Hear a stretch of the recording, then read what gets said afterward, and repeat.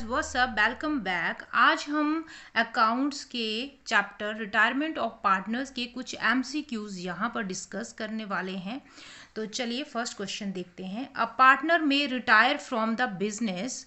एक partner business से retire हो सकता है और यहाँ पर ऑप्शंस गिवन है with the consent of all the partners, and second option is with the effect of agreement, and C is when partnership at will he or she may give notice in writing, and D is all of the above। तो कोई भी partner retire कैसे हो सकता है, options हैं यहाँ पर। पहली थी कि सभी पार्टनर्स का कंसेंट जरूरी है और एग्रीमेंट होना जरूरी है। थर्ड था कि अगर पार्टनरशिप एट विल है तो वहाँ पर नोटिस देना जरूरी है पार्टनर्स को कि मुझे रिटायरमेंट चाहिए। तो ये सारी की सारी ऑप्शंस एक्चुअली करेक्ट हैं, क्योंकि कोई भी पार्टनर रिटायरमेंट तभी ले सकता है जब सारे पार्टनर्स वहाँ पर एग्री हों और वो भी एक्सप्रेस एग्रीमेंट जो भी होगा उनके बीच, पहले जो भी एग्रीमेंट बना हुआ होगा उसके अकॉर्डिंग वो रिटायरमेंट हो रही होगी, तो उस टाइम रिटायरमेंट हो सकती है। और अगर मान लो कि अगर पार्टनरशिप एट विल है तो वहाँ पर फिर जो रिटायरिंग पार्टनर्स है उसको एक नोटिस देना पड़ेगा रिटर्न में, तो फिर रिटायरमेंट संभव हो पाएगी। तो इस तरह से ये तीनों ऑप्शंस करेक्ट हैं, तो सही ऑप्शन जो इस क्वेश्चन का होगा वो डी होगा, ऑल ऑफ द अबव। अब नेक्स्ट क्वेश्चन देखिए, विच of the following is calculated at the time of retirement of the partners.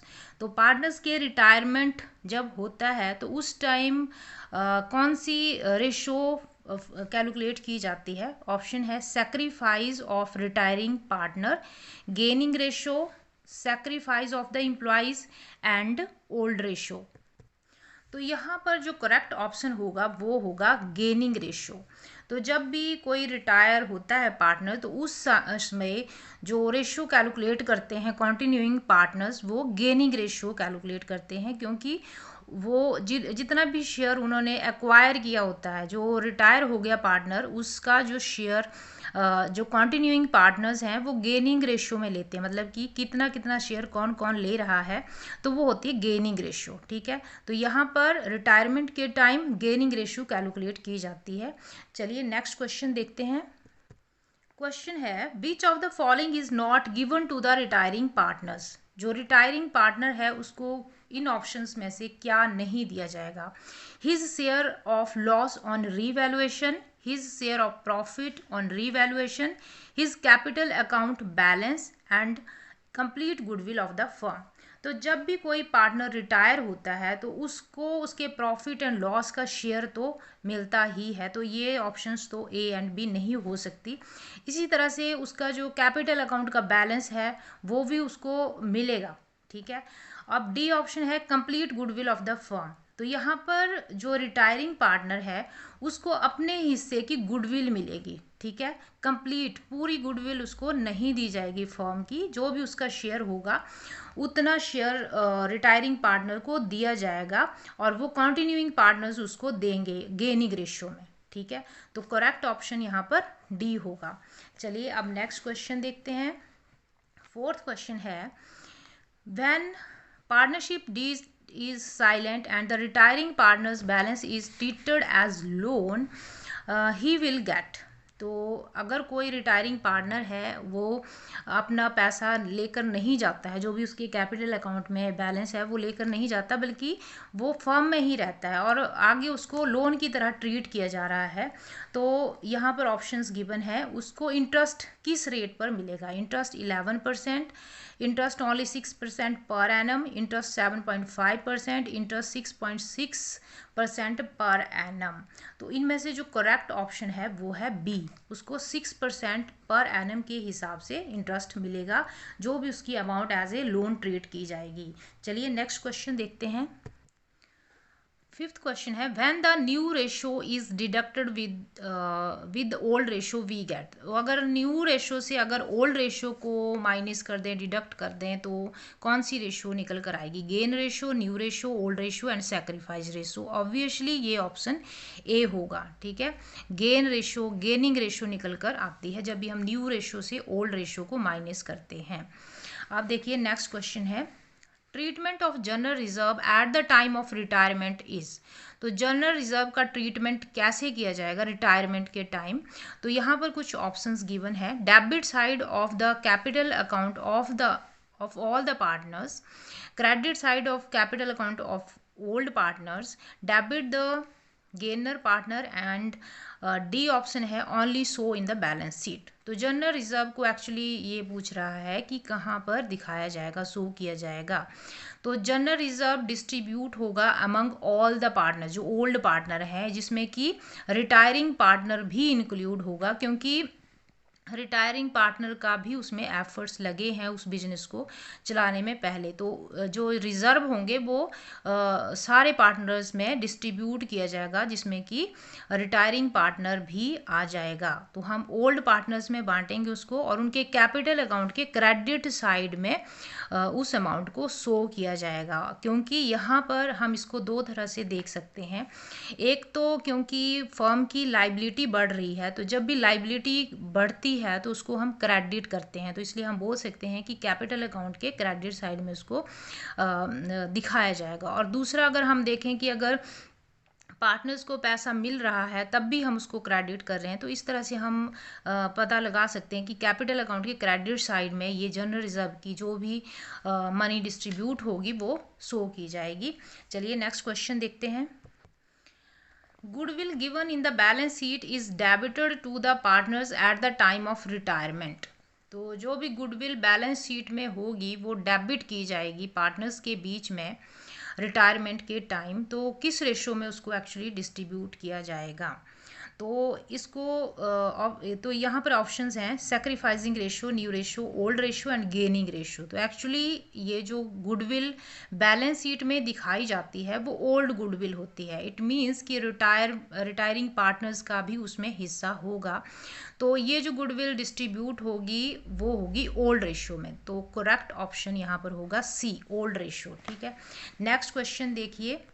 Next है new profit sharing ratio after retirement of a partner can be calculated as. तो new profit sharing ratio किस तरह से calculate किया जाएगा जब भी कोई पार्टनर रिटायर होता है पार्टनरशिप फर्म से? तो यहाँ पर ऑप्शंस हैं new share minus acquired share, old share plus new share, old share plus acquired share, and D option है new share plus acquired share. तो यहाँ पर जो करेक्ट ऑप्शन होगा वो सी होगा, क्योंकि उनका जो कंटिन्यूइंग पार्टनर्स हैं उनको अपना ओल्ड शेयर तो मिलेगा ही, साथ में जो रिटायर हो रहा है पार्टनर उसका हिस्सा भी उन कंटिन्यूइंग पार्टनर्स को मिलेगा। और वो गेनिंग रेशियो जितना भी गेन कर रहे हैं, मतलब कि जो भी उनका एक्वायर्ड शेयर होगा वो, तो जो उनका न्यू शेयर बनेगा कंटिन्यूइंग पार्टनर्स का वो होगा old share plus acquired share. तो करेक्ट ऑप्शन सी होगा। चलिए नेक्स्ट क्वेश्चन देखते हैं। Gaining ratio is applicable for. Gaining ratio कहाँ पर एप्लीकेबल होगी? और ऑप्शंस हैं for the distribution of reserves and profit, for calculation of profit, for revaluation, D option है retiring partners share of goodwill. तो इन ऑप्शंस में से गेनिंग रेशो कहाँ पर एप्लीकेबल होगा? तो सही ऑप्शन होगा डी। ठीक है, यहाँ पर retiring partner share of goodwill, तो क्योंकि जो गुडविल एक्वायर की गई होती है वो सभी पार्टनर्स का उसमें हिस्सा होता है, सभी पार्टनर्स के उसमें एफर्ट्स होते हैं। जो रिटायर हो रहा है पार्टनर्स उसका भी उसमें एफर्ट्स लगा हुआ है, तो उस गुडविल का जो फ़ायदा होगा फर्म को वो बहुत आगे आने वाले नियर बाई फ्यूचर्स में होगा। ठीक है, तो फ्यूचर में अगर और पार्टनर कंटिन्यूइंग पार्टनर उसका फ़ायदा उठा रहे हैं तो अब रिटायर जो पार्टनर हो रहा है उसको तो उसका फ़ायदा मिलेगा नहीं, नहीं। तो अब जो कंटिन्यूइंग पार्टनर्स हैं, अब रिटायर पार्टनर को वो कंपनसेट करते हैं एक तरह से। तो गेनिंग रेशो में वो कंपनसेट करेंगे रिटायरिंग पार्टनर्स को। तो इस तरह से हम बोल सकते हैं कि गेनिंग रेशो कहाँ पर एप्लीकेबल होगा, जब रिटायरिंग पार्टनर्स का शेयर ऑफ गुडविल हम उसको देंगे, तो उस टाइम गेनिंग रेशो यहाँ पर कैलकुलेट करनी पड़ेगी। तो करेक्ट ऑप्शन डी होगा। चलिए नेक्स्ट क्वेश्चन देखते हैं। Revaluation loss is shown in the capital account of the partners on credit side, debit side, both A and B, and next is only in retiring A and B, and D option है only in retiring partners capital account। तो revaluation account जब prepare किया जाता है, ठीक है, तो उस टाइम अगर मान लो लॉस निकल कर आ गया, डिवैल्यूएशन लॉस निकल कर आ गया, तो ये कहता है कि कैपिटल अकाउंट जब पार्टनर्स के प्रिपेयर किए जाएंगे तो कैपिटल अकाउंट में किस साइड उसको शो किया जाएगा, ठीक है। तो कैपिटल अकाउंट के उसको डेबिट साइड में शो किया जाएगा। तो करेक्ट ऑप्शन होगी बी, डेबिट साइड में, क्योंकि यहाँ पर लॉस है तो एक तरह से जो पार्टनर्स हैं उनको क्या हो रहा है, घाटा हो रहा है, उनके हिस्से में लॉस आ रहा है। तो ये लॉस को हम डेबिट साइड में दिखाएंगे कैपिटल अकाउंट के, और अगर उनको कुछ मिलता है पार्टनर्स को तो उसको हम क्रेडिट साइड में दिखाते हैं पार्टनर्स के कैपिटल अकाउंट में। तो करेक्ट ऑप्शन फिर बी होगा। तो आई थिंक आपको सारे क्वेश्चंस अच्छी तरह से क्लियर हो गए होंगे। तो वीडियो को लाइक करें, शेयर करें एंड रैंकर्स कोचिंग चैनल को सब्सक्राइब करना ना भूलें।